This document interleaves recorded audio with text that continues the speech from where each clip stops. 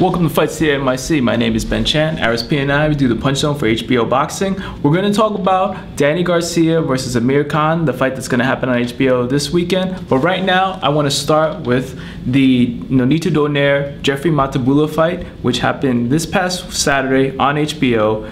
Donaire ended up winning a unanimous decision. The judges had it by really wide margins. I had it a lot closer. There were some other people that had it a lot closer, and then there were some people that had it just like the judges had it. Donaire winning by a wide margin. Now, I think the story of this fight was that we had two champions at the bantamweight division coming in to unify the belts.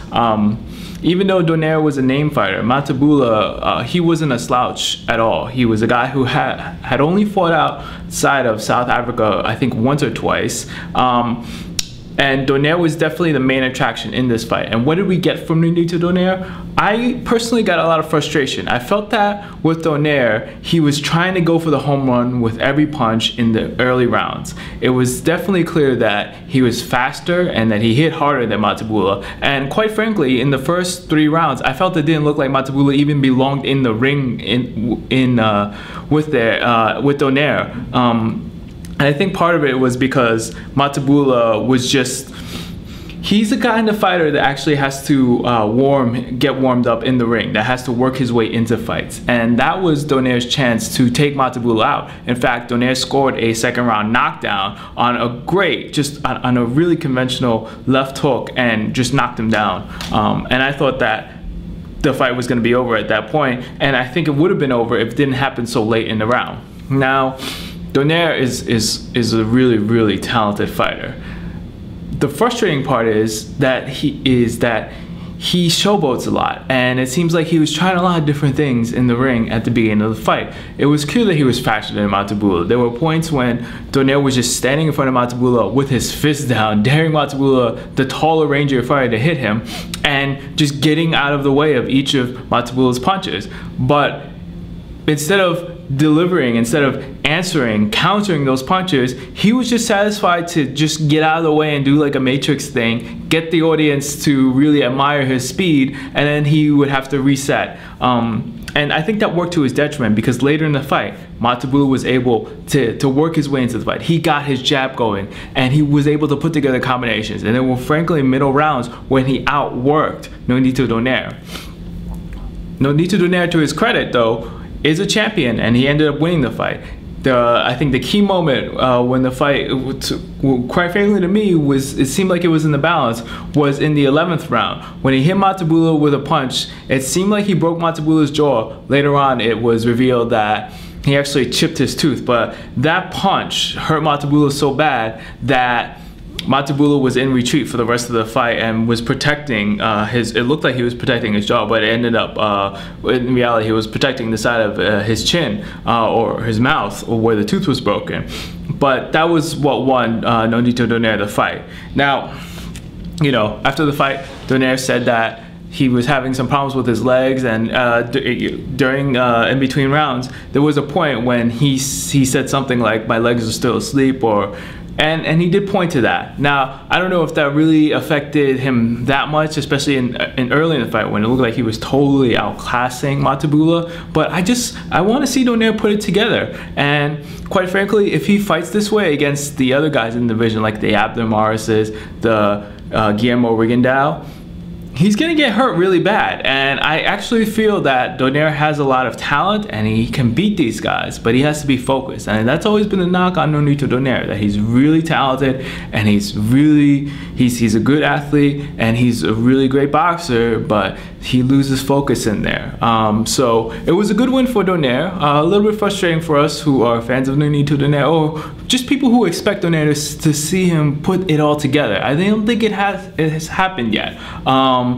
And honestly, Scott Price pointed out on BuyLoveHook.com in his recap of the fight, maybe Donaire isn't the world-class Godzilla beater that we've built him all out to be. Maybe at this weight, which he is moving up to, he's just a really good fighter that hits hard. and that's fine. But I think he could be a little bit better than that. And I think that these guys, Rigondeaux and Abner Mares, will present challenges to him, and I don't think that he's gonna run over these guys. I think that of those three, Guillermo Rigondeaux, Abner Mares, Nandito Donaire. Donaire is the guy I think that has fought more world-class competition. Well, you could make the argument that Abner Mares is actually maybe up there pretty close with Donaire. But Rigondeaux, I think, for as much hype as he gets in the division, as much as has been said about Rigondeaux, I don't think he's really had the level of competition that Mares and Donaire have had. So it would be interesting to see these guys fight one another. I don't know if it's going to happen really soon. I think Donaire versus Rigondeaux or Donaire versus Mares is going to be a fight that actually it's going to, I hate to say this, in Bob Arum's words, marinate for a while. And marinate meaning that these guys have to prove themselves against upper level fighters. Donaire took a step forward by beating Jeffrey Mathebula, a guy who was not famous, was definitely not a pushover fighter. So we'll see what happens next for Donaire. You know, hopefully he continues to get better, and I look forward to seeing Rigondeaux. I look forward to seeing Abner Mares get better there. Now, earlier on that card, we had Kelly Pavlik on the comeback trail at super middleweight, and he beat Will Rosinsky, a local fighter from Ozone Park. He beat him in a 12-round fight. It looked at the beginning that Rosinsky came out, just looking for the upset, just gunning in there. He came out quick, he landed a lot of punches, he was throwing combinations, and he set a quick tempo. Pace that he was not able to keep up throughout the fight though. I think as the fight wore on, Kelly Pavlik's power showed up. Kelly Pavlik, he generally starts slow. Even when he was middleweight champion of the world, he started slow. If you remember his fight with Jermaine Taylor, he actually got knocked down earlier in the fight, and he came back to knock out Jermaine Taylor. I don't know if Pavlik has the same knockout power at super middleweight that he had at middleweight. He hasn't been knocking guys out, but at the same time, he's been working his way back into the fight game after dealing with these personal issues. So I think it was a good fight for Will Rosinsky. He got on TV. He got to show off his skills in front of a national audience. He acquitted himself very well against Kelly Pavlik, a guy who's been in there with Sergio Martinez, with Jermaine Taylor, with Bernard Hopkins, and he did pretty well. I think it was just that at this point, Kelly Pavlik he's just at a better class than any of the guys that Will Rosinsky has fought. Hopefully, Will Rosinsky will be back on television, and we'll definitely see more of Kelly Pavlik. I think Kelly Pavlik took a step forward. I think he looked better than he did in his last fight. I think I see some improvement. Again, Scott Christ on Bad Love Talk blog that I highly recommend, in his recap said that he felt that it looked like Pavlik's hands were moving faster than they were moving before in his comeback, and I agree with that. So we'll see more of Kelly Pavlik. Hopefully we'll see more of Will Rosinsky, and hats off to both of them for putting on a decent fight. And also I would be remiss to actually point out that maybe the highlight of the whole fight was Will Rosinsky's girlfriend in the audience yelling him on, encouraging him. I don't think she sat down for the entire fight, and there were points when you could hear her above everybody else in the audience.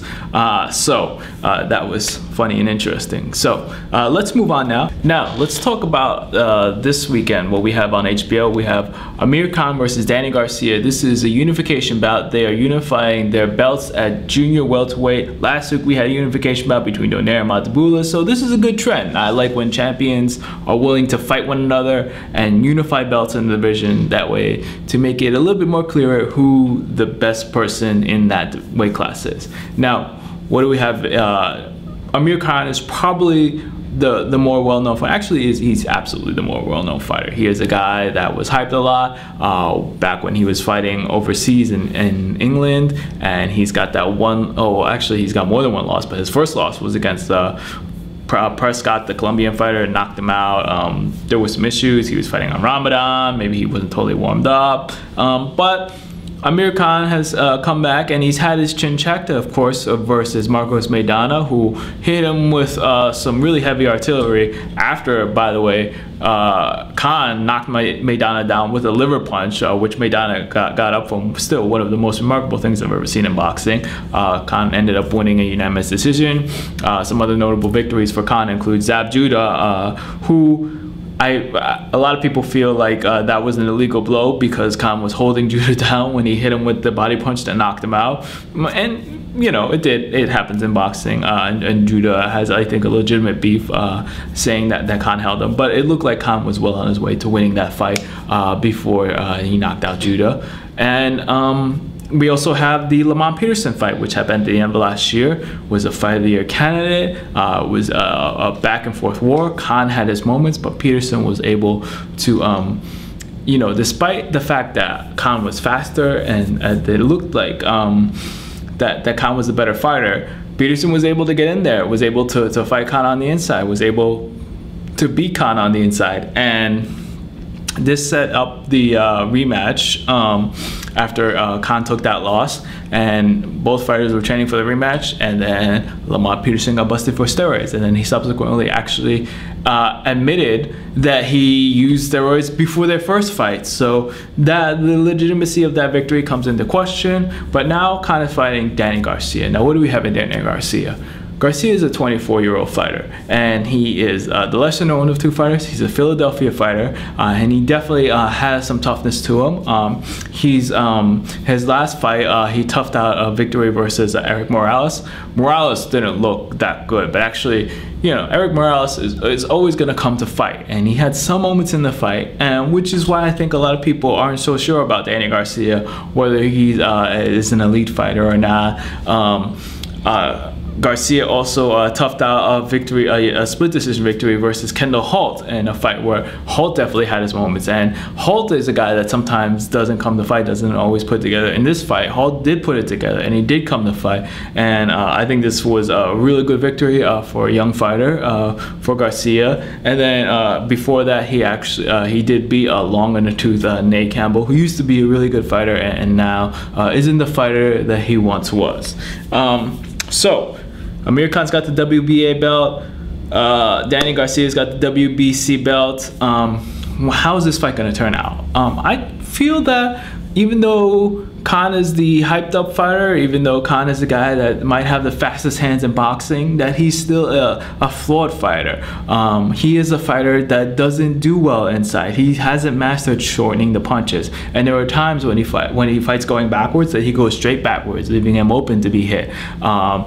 Versus Peterson, he wasn't able to control the ring and control the distance at which the fight was fought, which is why Peterson was able to get in there and to bully Khan. And Garcia is a guy, while he might not look spectacular, he is a guy that wins fight. He is a guy that toughs out fights. He is a Philadelphia fighter. To me, this is a toss-up fight. Like I said, even though Khan is a guy that everybody is high on, even though Khan is a guy that's been mentioned in the Floyd Mayweather Jr. sweepstakes, he is a guy that is Manny Pacquiao training gaps, that spars with Pacquiao. I'm not going to count out Danny Garcia. I'm going to say this is a toss-up fight. I'm going to say it's 50-50. I'm going to say Garcia. I'm pretty sure he's the underdog. He is a very live underdog, and I think that he might have the tools for victory. I think Garcia hasn't fought the kind of opponents that Khan has fought, but Khan has some real weaknesses, and I think that those weaknesses can be exploited by Garcia. Garcia is a guy that has some power, that has been able to withstand getting hit with power from guys like Kendall Holt, and I think that this is a really interesting fight. This is a fight that I look forward to seeing. If you ask me right now to pick a victor on Saturday, I'm gonna go with Garcia with the upset. I'm gonna make I'm gonna go with that. That's not saying that I'm definitely sure, or it's just something tells me that Garcia, he's gonna surprise a lot of people, including maybe even Amir Khan. So tune in on Saturday. This is gonna be on HBO. I think the fight starts at 11 o'clock, but it's free. It's on free HBO, so it's gonna be a treat for anybody. You get to watch Amir Khan. You get to see how good he is. You get to see Daniel Garcia. Maybe I look like an idiot for making that prediction. We'll see. Thanks for watching. We'll see you next week.